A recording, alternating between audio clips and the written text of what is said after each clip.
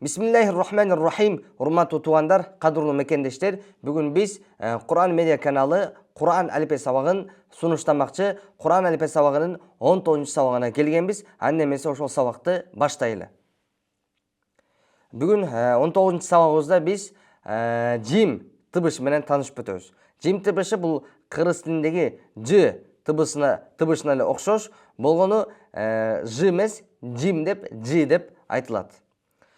Анда эмесе ошол сүрөттү көрүп, ошол жим тамгасы, жим тыбышы кайсыл жерден чыгат? Ошол жерди көрүп, түшүнүп, жаттап калайлы. Өзүңүздөр көрүп турганыңыздардай, мына ушул тилдин ортосу таңдайдын ортосуна тийген жерден чыгат. Ажы, ажы, ажы.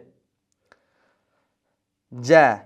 Демек, жимди айтканда тилдин ортосу анын каршысындагы таңдайдын ортосуна тийген жерден чыгат экен. Жим тыбышынын жазылышы жим, ха жана хо. Ушул 3 тыбыштын жазылыштары окшош, орок окшош жазылат. Болгону бул 3 тыбыштын бири-биринен айырмалай турган нерсе чекит гана. Эгерде мына ушул орок окшош, эгер ортосуна чекит келсе, анда бул жим болот. Эгер эле ушул чекит үстүндө туруп калса, анда хо болот. Эгер чекити жок болсо, анда бул ха болот.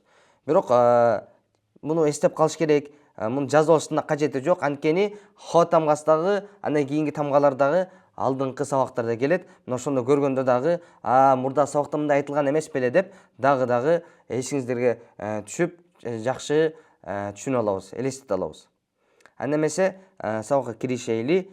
Адаттагыдай жим тамгасы сөзүн башында мына ушундай сүрөттө жазылат. Астында чекити бар.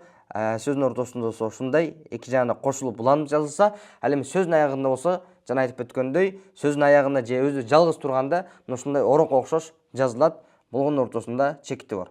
Эми жим тамгасы фатха менен келгенде, анда жа деп окулат. Эми касра менен келгендечи, жи деп окулса, ал эми домма менен келгенде жу деп окулат. Натыйжада жа, жи, жу. Жа, жи, жу деп аракеттер менен окулганда мына ушундайча болот. Анда биринчи тамгасы жим, мим менен жам, жам. Жар, жар. Жин, жин.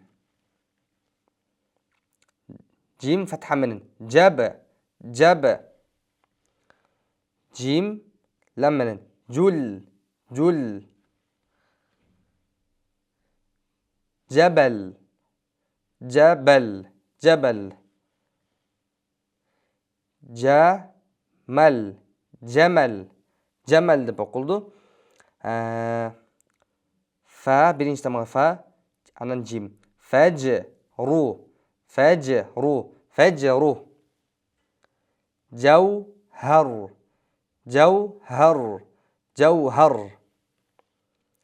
Жавраб, жавраб, жавраб. Тажавраб, тажавраб, тажавраб.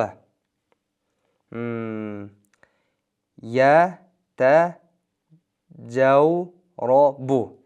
Бул сөздө тамгалары көп экен, байкагыңыздардай. Ошо дагы бир ирет жакшылап карап шашпай окуйбуз. Я та жау, я та жау робу, я та жау робу, я та жау робу, я та жау робу, я та жау робу деп окулду.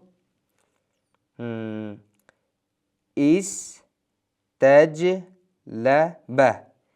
истажлаба, истажлаба, истажлаба. Ястажлибу, ястажлибу, ястажлибу деп окулду. Мына ушинтип бүгүнкү 19 сабагыбыздагы соңуна келип жетти. Бүгүнкү сабагыбызда биз жим тамгасы менен таанышып өттүк. Мен ойлойм, бул тамга кыргыз тилинде болгондугу үчүн, кыргыз тилине окшош болгондугу үчүн бул сабакты биз өтө жеңил жана оңой эле өттүк деп ойлойм. Аллах таалам бардыгыбызга Кур'ан алифбесин тез арада ийгиликтүү аяктап ар дайым Куранга түшүп Куран окуп жүргөнгө мүмкүнчүлүк берсин.